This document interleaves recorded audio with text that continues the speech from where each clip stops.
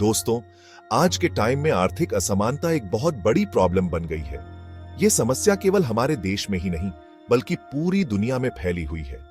हर जगह हम देख सकते हैं कि कुछ लोग बहुत अमीर हैं, जबकि बहुत सारे लोग गरीबी में जी रहे हैं। ये बस पैसे का मामला नहीं है, बल्कि समाज और नैतिकता से भी जुड़ा है। जब समाज में आर्थिक असमानता होती है, तो इससे लोगों के बीच विश्वास और सहयोग की भावना कम हो जाती है। इससे समाज में नैतिकता का पतन होता है और लोग एक दूसरे के प्रति संवेदनशील नहीं रहते। ये हमारे समाज को कमजोर बनाता है और बहुत सारे लोगों को आगे बढ़ने से रोकता है। जब लोगों के पास पर्याप्त संसाधन नहीं होते, तो वे अपनी पूरी क्षमता का उपयोग नहीं कर पाते। इससे समाज की प्रगति रुक जाती है और हम एक मजबूत और समृद्ध समाज नहीं बना पाते। आज हम आर्थिक असमानता के बारे में बात करेंगे, पैसे की इनइक्वालिटी, गरीबी कैसे दूर करें और इससे जुड़ी प्रॉब्लम्स के बारे में। हमें यह समझना होगा कि आर्थिक असमानता को कम करने के लिए हमें सामूहिक प्रयास करने होंगे। इसके लिए सरकार, समाज और व्यक्तिगत स्तर पर कदम उठाने होंगे। हमारे समाज में ये असमानता कई रूपों में दिखाई देती है। किसी के पास ज्यादा इनकम है तो किसी के पास बहुत कम। यह डिस्पैरिटी केवल इनकम तक सीमित नहीं है, बल्कि शिक्षा, स्वास्थ्य सेवाओं और अन्य बुनियादी सुविधाओं तक भी है। किसी के पास ज्यादा प्रॉपर्टी है तो किसी के पास रहने के लिए घर भी नहीं है। यह असमानता शहरों और गांवों में भी देखी जा सकती है। शहरों में बड़े बड़े मकान और आलीशान इमारतें हैं, जबकि गांवों में लोग कच्चे मकानों में रहने को मजबूर हैं या फिर किसी को अवसर ही नहीं मिलते। बहुत सारे लोग अपनी योग्यता और मेहनत के बावजूद अच्छी नौकरी नहीं पा सकते। इससे उनकी आर्थिक स्थिति में सुधार नहीं हो पाता और वे गरीबी के चक्र में फंसे रहते हैं। इसका मतलब है कि कुछ लोगों के पास दूसरों के मुकाबले ज्यादा रिसोर्सेज, वेल्थ और पावर है। यह असमानता केवल आर्थिक नहीं है, बल्कि सामाजिक और राजनीतिक भी है। इससे समाज में शक्ति का असमान वितरण होता है और कुछ लोग ही सभी निर्णय लेने की क्षमता रखते हैं। यह असमानता पीढ़ी दर पीढ़ी चलती रहती है, जिससे गरीबी और पिछड़ापन कभी खत्म नहीं होता।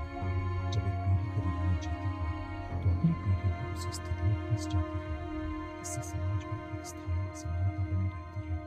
हमें यह समझना होगा कि आर्थिक असमानता सिर्फ इंडिविजुअल्स के लिए ही नहीं, बल्कि पूरे समाज के लिए नुकसानदायक है।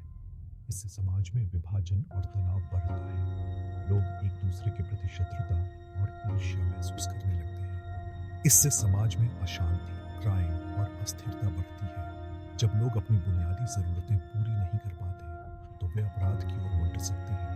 इससे समाज में कानून और व्यवस्था की स्थिति बिगड़ती है। ये आर्थिक विकास को भी रोकती है, क्योंकि इससे नई प्रतिभाओं और नए आइडियाज को दबा दिया जाता है। जब लोगों के पास अवसर नहीं होते, तो वे अपनी प्रतिभा और कौशल का पूरा उपयोग नहीं कर पाते। इससे समाज की प्रगति रुक जाती है और हम एक समृद्ध और विकसित समाज नहीं बना पाते। शिक्षा के क्षेत्र में भी असमानता बहुत बड़ी समस्या है। अमीर परिवारों के बच्चे अच्छे स्कूलों और कॉलेजों में पढ़ सकते हैं, जबकि गरीब परिवारों के बच्चे बुनियादी शिक्षा से भी वंचित रह जाते हैं। इससे उनके भविष्य के अवसर सीमित हो जाते हैं। स्वास्थ्य सेवाओं में भी यही स्थिति है।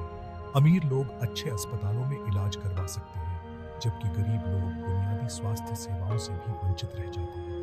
इससे उनकी सेहत पर बुरा असर पड़ता है और वे अपनी पूरी क्षमता का उपयोग नहीं कर पाते। हमें सरकार की नीतियों में बदलाव की जरूरत है, ताकि आर्थिक असमानता को कम किया जा सके। इसके लिए हमें शिक्षा, स्वास्थ्य और रोजगार के क्षेत्र में सुधार करना होगा। हमें यह सुनिश्चित करना होगा कि सभी लोगों को समान अवसर मिले और वे अपनी पूरी क्षमता का उपयोग कर सकें। इसके अलावा हमें समाज के स्तर पर भी प्रयास करना होगा। हमें एक दूसरे की मदद करनी होगी और एक समृद्ध और समान समाज बनाने के लिए मिलकर काम करना होगा। इससे हम आर्थिक असमानता को कम कर सकते हैं और एक बेहतर भविष्य की ओर बढ़ सकते हैं। अगर हम सब मिलकर प्रयास करें, तो हम आर्थिक असमानता को कम कर सकते हैं और एक समान और समृद्ध समाज बना सकते हैं।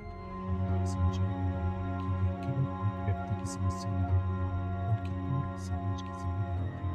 आइए हम सब मिलकर इस दिशा में कदम बढ़ाएं और एक बेहतर भविष्य की ओर बढ़ें।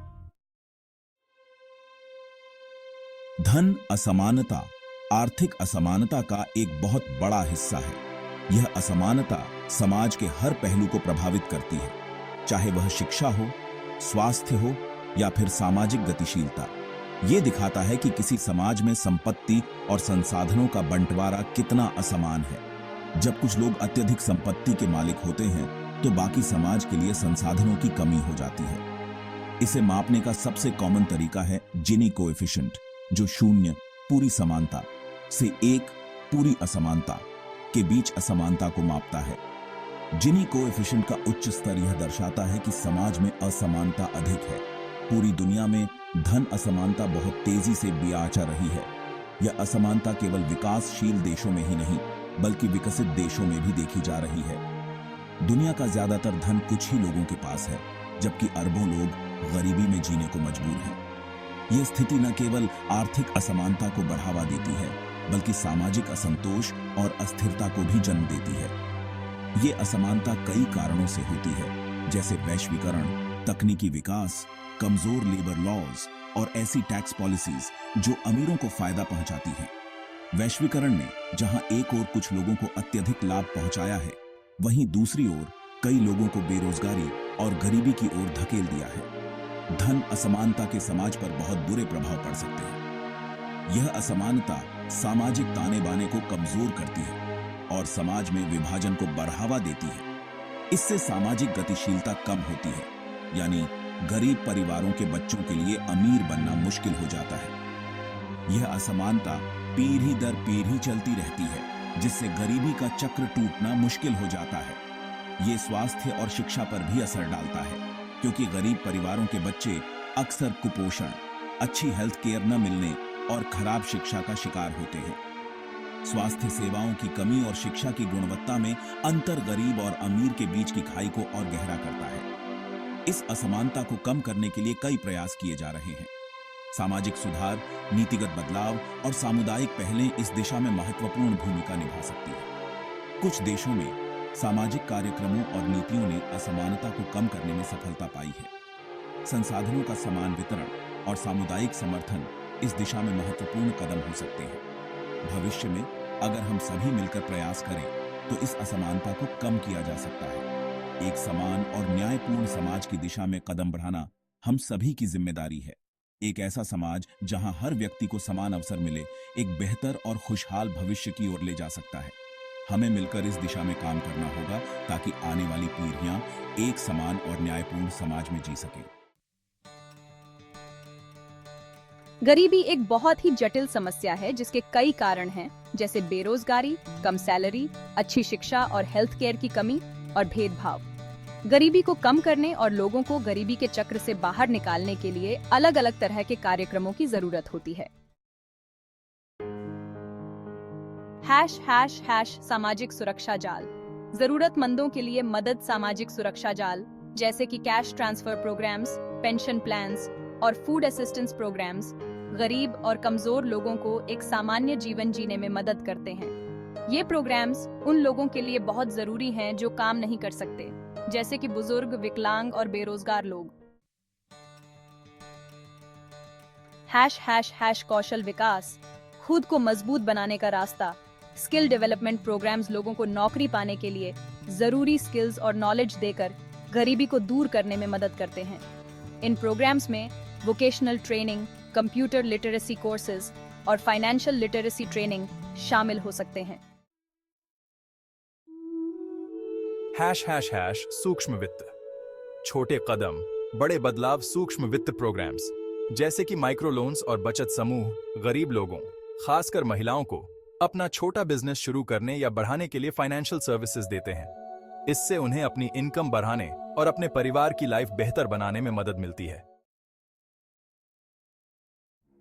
स्वास्थ्य सेवाएं। स्वस्थ जीवन, खुशहाल जीवन। स्वस्थ जीवन का मतलब सिर्फ बीमारियों से मुक्त होना नहीं है, बल्कि यह एक समृद्ध और खुशहाल जीवन जीने का आधार भी है। जब हम स्वस्थ होते हैं तो हम अपने परिवार और समाज के लिए बेहतर योगदान दे सकते हैं। सभी के लिए अच्छी हेल्थ केयर अवेलेबल कराना गरीबी दूर करने के लिए बहुत जरूरी है। जब गरीब लोगों को समय पर और उचित चिकित्सा सेवाएं मिलती हैं, तो वे स्वस्थ रह सकते हैं और अपनी आर्थिक स्थिति को सुधार सकते हैं। यह न केवल व्यक्तिगत स्तर पर बल्कि सामुदायिक और राष्ट्रीय स्तर पर भी विकास को प्रोत्साहित करता है। बीमारी गरीबी का एक बहुत बड़ा कारण बन सकती है, क्योंकि इससे लोग काम नहीं कर पाते और पैसे नहीं कमा पाते। जब कोई व्यक्ति बीमार होता है तो उसका पूरा परिवार आर्थिक कठिनाइयों का सामना करता है। इससे बच्चों की शिक्षा और परिवार की अन्य आवश्यकताएं भी प्रभावित होती हैं।